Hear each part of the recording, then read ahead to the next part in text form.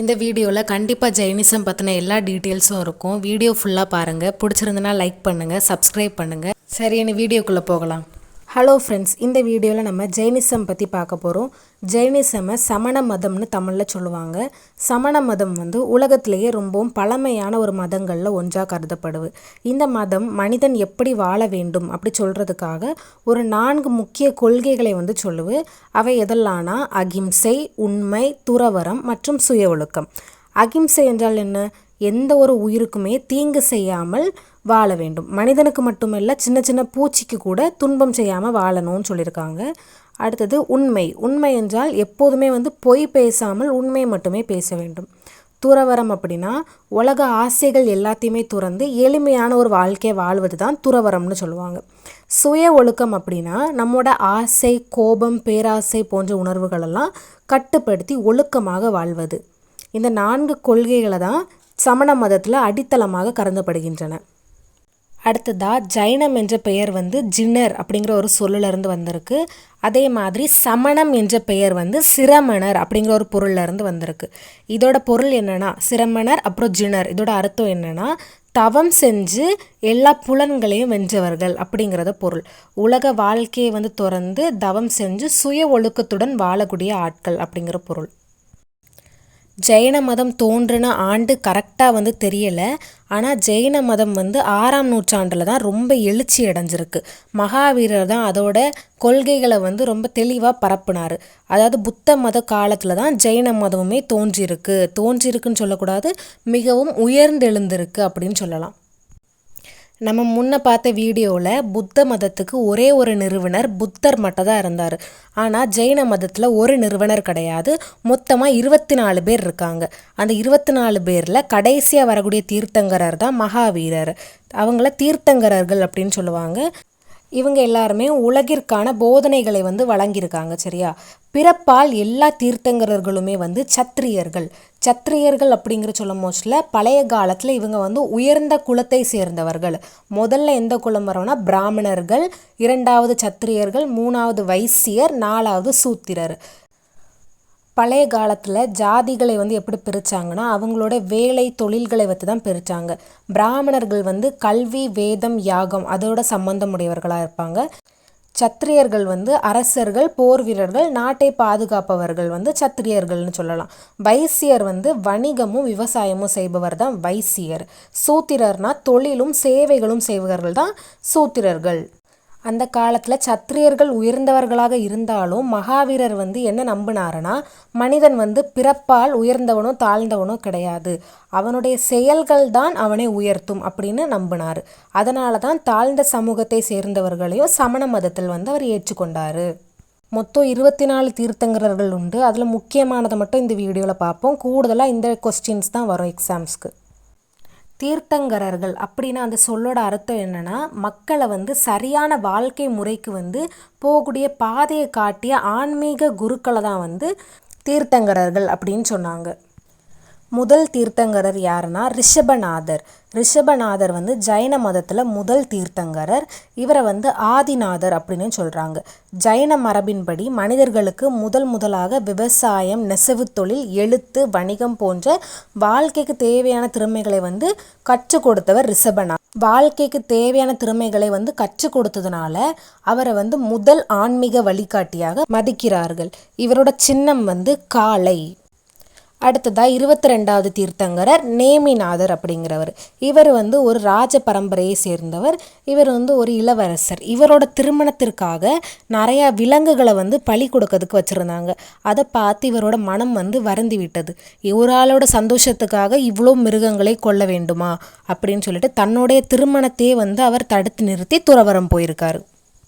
அதனால இவரை கருணை மிக்கவர் அப்படின்னு சொல்லலாம். 22வது தீர்த்தங்கரர் நேமிநாதர். அடுத்தது 23வது தீர்த்தங்கரர் பர்ஸ்வநாதர். இவர் மகாவீரருக்கு முன்பு வாழ்ந்தவர். இவர் ஒரு 4 விரதங்களை வலியுறுத்தினார். அது என்னெல்லாம்னா அகிம்சை, சத்தியம், திருடாமை, பொருள் பற்றின்மை.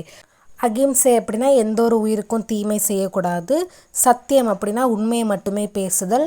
அஸ்தேயம் அப்படின்னா பிறருடைய பொருளை திருடக்கூடாது. அனுமதியின்றி எதுவுமே எடுக்கக்கூடாது.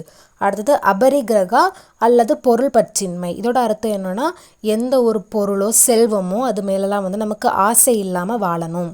கடைசியாக 24வது தீர்த்தங்கரரான மகாவீரர் பற்றி பார்க்க போகிறோம்.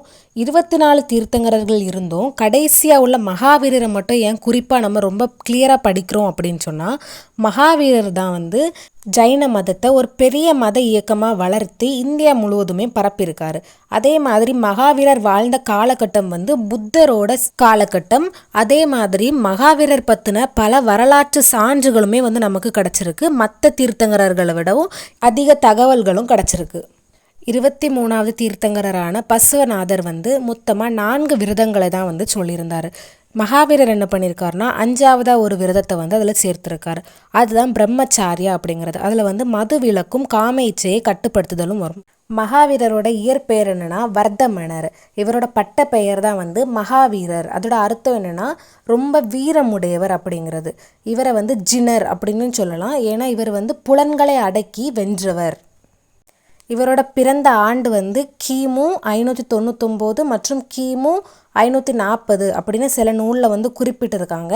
சரியான குறிப்புகள் இல்லாததுனால கிமு 599 தான் சரின்னு நம்புகிறாங்க. அதனால் கிமு 599 தேர்வுக்கெல்லாம் எழுதலாம். மகாவீரர் பிறந்த இடம் குண்ட கிராமம் அப்படிங்கிற ஒரு கிராமம். இது இன்றைய பீகாரில் இருக்குது. இவரோட தந்தையர் பெயர் சித்தார்த்தர். இவர் ஞாத்ரீக குல தலைவர். அவரோட தந்தையே குலத்தலைவர் அப்படின்னு சொல்கிறாங்கல்ல, அது ஏன்னா பழைய காலத்தில் 2 முறையாக ஆட்சி பண்ணாங்க. ஒன்று ராஜா ஆட்சி செய்வாங்க, இன்னொன்று பல குலத்தலைவர்கள் சேர்ந்து முடிவெடுத்து ஒரு ஆட்சி செய்வாங்க. அப்படி ஒரு குலத்தோட தலைவர் தான் இந்த சித்தார்த்தர். அதே போல் மகாவீரரோட அம்மாவான த்ரிஷாலா வைசாலியை ஆண்ட லிச்சாவி சங்கத்தின் ஒரு தலைவரான சேட்டகன் அப்படிங்கிற ஒரு ராஜாவோட மகள். அதனால் மகாவீரர் ஒரு பெரிய அரச குடும்பத்தை சேர்ந்தவர். அடுத்தது மகாவீரரோட திருமண வாழ்க்கை. மகாவீரர் யசோதா அப்படிங்கிற ஒரு பெண்ணை திருமணம் செய்தார். இவங்களுக்கு ஒரு மகள் இருக்காங்க. மகளோட பெயர் பிரியதர்ஷனா இல்லைனா அனோஜா அப்படின்னு சில நூல்கள் குறிப்பிடுது. மகாவீரர் அப்புறமாட்டு தன்னோட 30வது வயதில் குடும்ப வாழ்க்கையை துறந்து துறவரம் மேற்கொண்டார். சில ஜைன புத்தகங்களில் என்ன சொல்கிறாங்கன்னா, அவரது மகளான பிரியதர்ஷனா ஒரு ஜைன துறவியை ஜமாலி என்பவரை திருமணம் செய்ததாக சொல்கிறாங்க. மகாவீரர் தன்னோட 30வது வயசில் துறவரம் போயிட்டு 12 ஆண்டுகள் கடுமையாக தவம் செஞ்சார். தவம் செஞ்சு 42வது வயதில் கேவல ஞானம் பெற்றார். கேவல ஞானம் அப்படின்னா என்னென்னா, ஒரு சாதாரண மனிதருக்கு சில விஷயங்கள் மட்டுமே தெரியும்.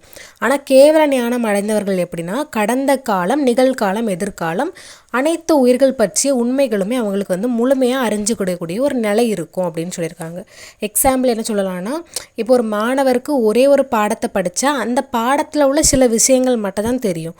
ஆனால் ஒரு ஆசிரியருக்கு அந்த முழு பாடமுமே தெரிஞ்சிருக்கும். அதுதான் சொல்ல வராங்க. அதை போல் சாதாரண மனிதர்களுக்கு அறிவு குறைவாக தான் இருக்கும். ஆனால் மகாவீரர் போனவங்க கேவல ஞானம் பெற்றனால எல்லா உண்மைகளையும் முழுமையாக அறிந்தவர்கள் ஆனார்கள்னு ஜைனர்கள் நம்பிட்டு இருக்காங்க. அவர் கேவல ஞானம் பெற்ற போதும் 30 ஆண்டுகள் கழித்து சமண கொள்கையை பரப்பிட்டு இருந்தார் இந்தியா முழுவதும்.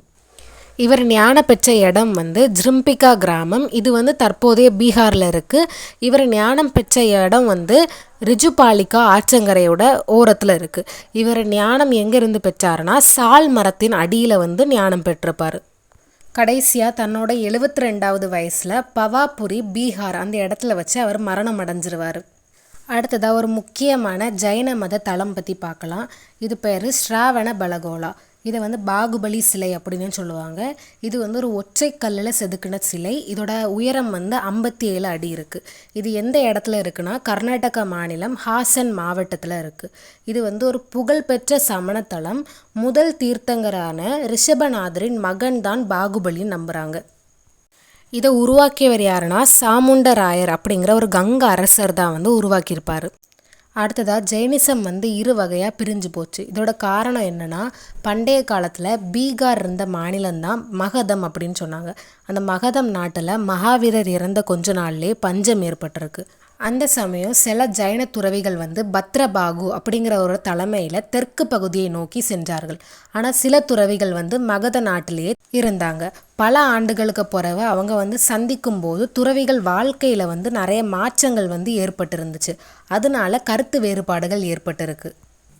முதலாவதாக திகம்பரர்கள் வந்து பத்ரபாகு தலைமையில் தான் இருந்தாங்க.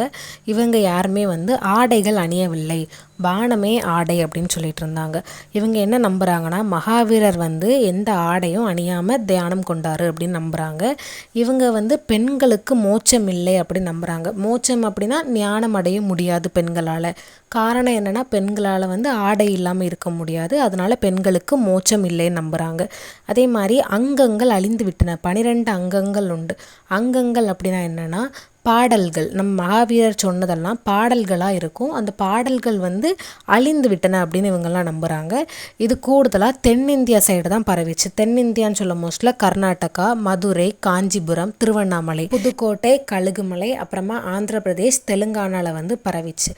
திகம்பரர்கள் என்ன நம்புகிறாங்கன்னா மகாவீரர் வந்து திருமணம் செய்யவில்லை அப்படிங்கிறத நம்புகிறாங்க. அடுத்ததாக ஸ்வேத்தம்பரர்கள். இவங்களோட தலைவர் யாருன்னா ஸ்துலபத்ரர், இல்லைனா இவரை வந்து ஸ்துலபாகு அப்படின்னு சொல்லலாம். இந்த குரூப்பை சேர்ந்தவங்க வந்து வெள்ளை நிற ஆடைகள் அணிந்திருப்பாங்க.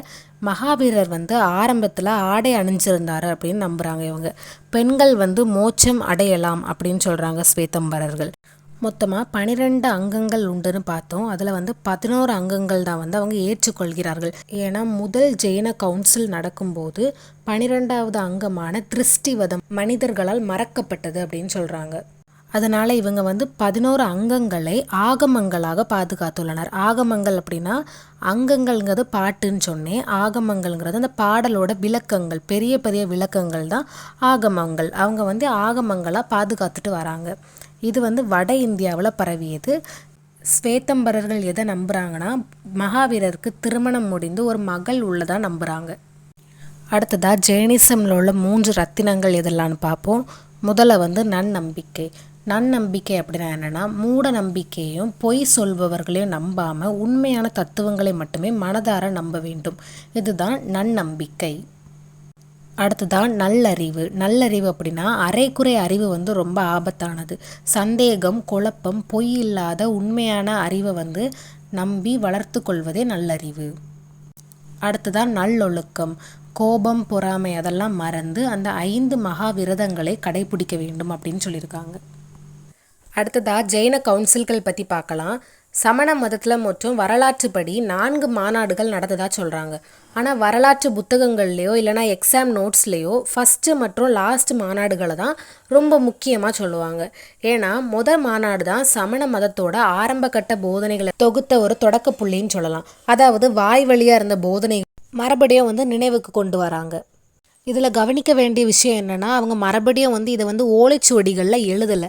அவங்க எழுதாததுக்கு காரணம் என்னென்னா எதையுமே வந்து தனக்காக வச்சுக்கிடக்கூடாது அப்படின்னு அந்த துறவிகள் நினச்சிருக்காங்க.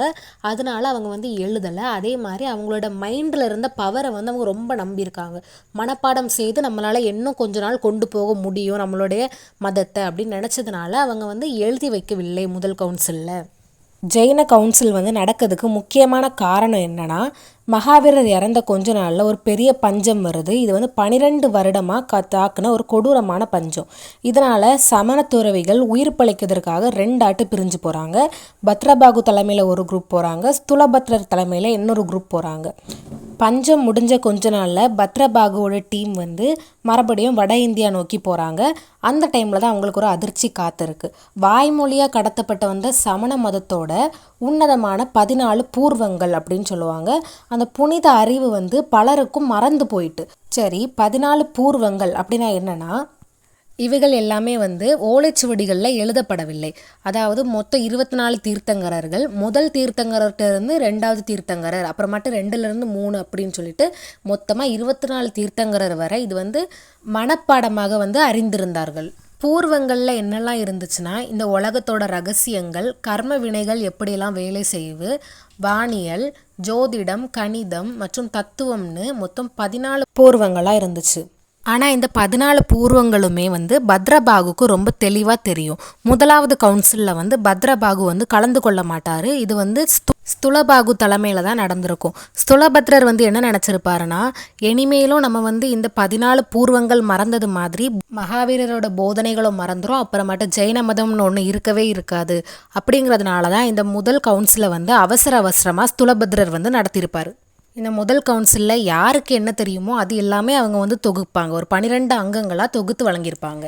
நான் முதலாவதே சொன்னேன், திகம்பரரான பத்ரபாகுக்கு வந்து அந்த 14 பூர்வங்களுமே தெரியும், ஸ்துலபத்ரருக்கு தான் தெரியாது. அப்போ ஸ்துலபத்ரர் வந்து இந்த முதல் கவுன்சில் முடிந்ததுக்கு அப்புறமாட்டு பத்ரபாகு கிட்ட போய் அதை கற்றுக்கொள்ள போகிறாரு. இப்படி அவர் வந்து கற்க போய் ஒரு 10 விஷயங்கள் வந்து அவர் படித்துக்கிட்டார். அதாவது 10 பூர்வங்கள் வந்து அவர் முழுமையாக படிச்சுக்கிட்டார். அந்த டைமில் என்ன ஆகும்னா, பத்ரபாகுவோட சகோதரிகள் வந்து பத்ரபாகுவை சந்திக்கிறதுக்காக பத்ரபாகுக்கு வீட்டுக்கு வராங்க. அப்போது ஸ்துலபத்ரர் வந்து இதை வச்சு அந்த சகோதரிகள் பயம் காட்டலாம் நினச்சி இவர் திடீர்னு ஒரு சிங்கமாட்டு உருமாறிடுறாரு.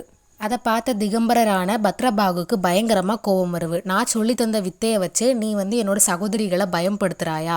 நம்ம சொல்லி தந்ததை வந்து நீ தேவையில்லாமல் வந்து பிறரை துன்புறுத்ததுக்காக வந்து பயன்படுத்துகிறா, அதனால இனி நான் உனக்கு கற்றுத்தர மாட்டேன் மேலும் உள்ளதை அப்படின்னு சொல்லிட்டு பத்ரபாகு வந்து மறுப்பு தெரிவிக்காரு.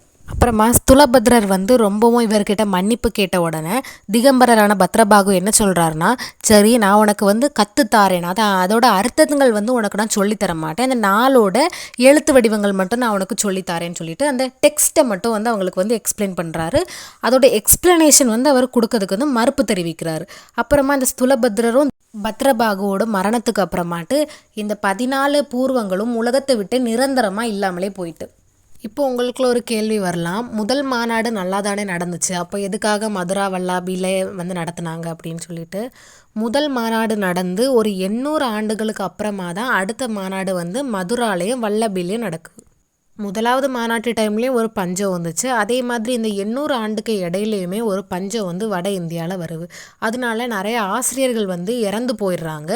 உயிர் பிழைக்கிறதுக்காக துறவிகள் வந்து ஆளுக்கு ஒரு பக்கமாக சிதறி ஓடுறாங்க.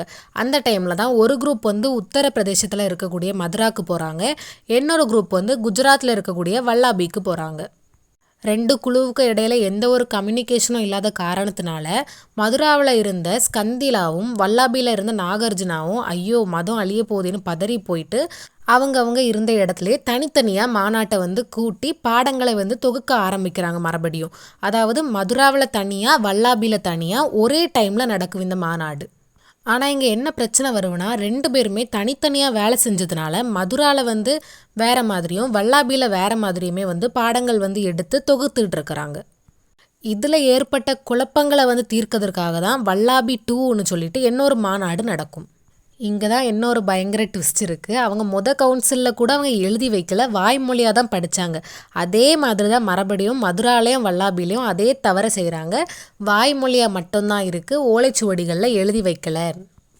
அதாவது ஸ்கந்திலாவோ நாகார்ஜுனாவோ என்ன பண்ணியிருக்காங்கன்னா ரிவிஷன் மாதிரி கொடுத்துருக்காங்க. எப்போ உனக்கு என்ன ஞாபகம் இருக்குது அதை தான் மறுபடி கேட்டு ரிவிஷன் மாதிரி கொடுத்துருக்காங்க.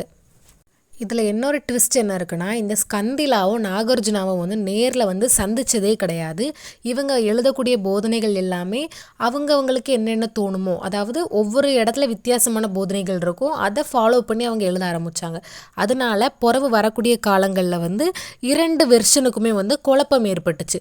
அதாவது மதுராவில் ஒரு வெர்ஷன் இருக்கும், வல்லாபியில் ஒரு வெர்ஷன் இருக்கும். இந்த குழப்பத்தினால தான் வந்து வல்லாபி 2ல் வந்து என்ன முடிவுக்கு வராங்கன்னா, எண்ணிலாம் சரிப்படாதுப்பா வாய் வழியாக படிக்குதுன்னு சொல்லிட்டு எழுதி முடிச்சிடலாம் நம்மளோட ஆகமங்களை அப்படின்னு நினச்சிட்டு எழுத்துக்களாக அப்போ தான் வந்து ஆகமங்களை முதலாக வந்து எழுதுகிறாங்க. ஃபைனலாக வல்லாபியில் வந்து எழுதி முடிக்கிறாங்க.